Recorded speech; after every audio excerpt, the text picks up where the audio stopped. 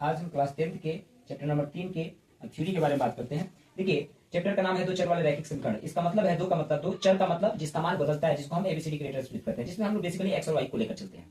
रैखिक का मतलब होता है ऐसा समीकरण जिसका सबसे बड़ा घात एक हो, उस समीकरण को रैखिक समीकरण कहते हैं। युग्म का मतलब जोड़ा, यानी इस चैप्टर में हम लोग जोड़ा समीकरण की बात करेंगे, दो समीकरण लेकर चलेंगे एक साथ। जैसे मान लेते हैं एक समीकरण है a1x plus b1y plus c1 बराबर 0, इसको समीकरण एक मान लिए। ये दूसरा समीकरण a2x plus b2y plus c2 बराबर 0, ये समीकरण नंबर 2 मान लिए। अब देखिएगा, ये दोनों समीकरण की मदद से हम x और y का मान निकालते हैं, यानी इन दोनों समीकरण को हल करते हैं। हल का मतलब हुआ कि x और y का मान निकालना, y का मान ज्ञात करना। कभी भी समीकरण का हल का मतलब होता है जो राशि उसमें नहीं मालूम है उसके मान को ज्ञात करना होता है।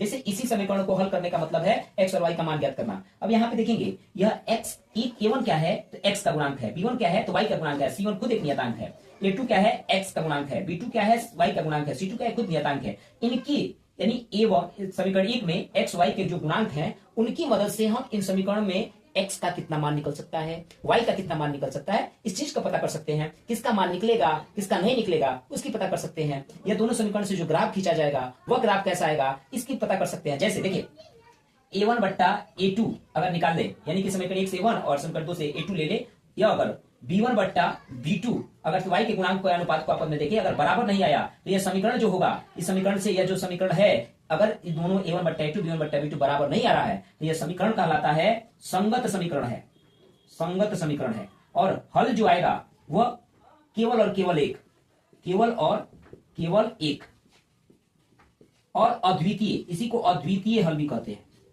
अद्वितीय हल भी कहते हैं।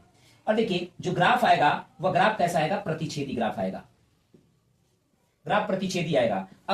अगर यही a1 बट्टा a2 बराबर हो जाए b1 बट्टा b2 के और e बराबर नहीं हो c1 बट्टा c2 के, तो इस समीकरण से हम x y का मान नहीं निकाल सकते हैं। यानी यह समीकरण से x y का मान निकालना, जो निकालेंगे दोनों में से x y का मान निकालेंगे, यानी कि x और y का हल जो होगा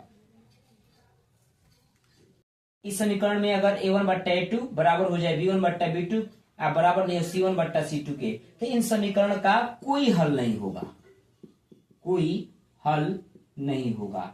समीकरण कैसा होगा तो समीकरण असंगत होगा, असंगत होगा।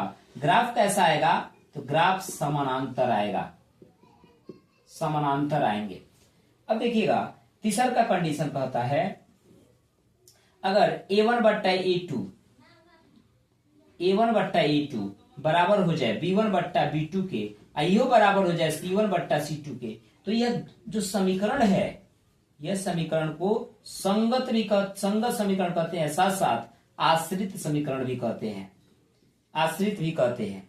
देखिएगा, हल कैसा आएगा तो अनंत, अनंत हल, अनगिनत या अनगिनत भी कहते हैं, अनगिनत हल होगा।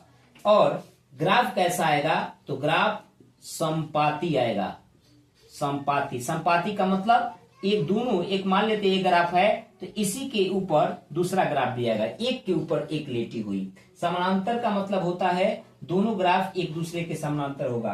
प्रतिच्छेदी का मतलब होता है दोनों ग्राफ एक दूसरे को एक बिंदु पर काटेंगे, तो इस ग्राफ को प्रतिच्छेदी ग्राफ कहते हैं। और ऐसे काटे तो एक हल, समानांतर हो जाए तो कोई हल नहीं, और एक पर एक हो जाए तो संपाती, यानी कि इसका अनगिनत हल निकल सकता है। यह बेसिकली इस चैप्टर का कह सकते हैं कि इससे ऑब्जेक्टिव वगैरह आसानी से बन जाएगा।